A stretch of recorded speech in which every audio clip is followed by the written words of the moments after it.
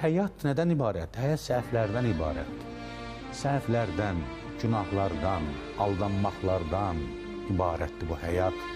Bütün bu şeylər sənə dərs olur. Bu həyat deyiləri həyat məktəbdir. O həyat məktəbi budur.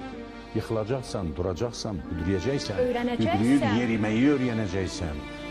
Aldadacaqlar səni, tanıyacaqsan, daha aldanmamağa çalışacaqsan. Xəyanət eləyəcəklər sənə. Onda artıq bundan sonra yol gedəcəyin adamların seçimində daha ehtiyatlı olacaqsan. Bu cür həyat maraqlıdır.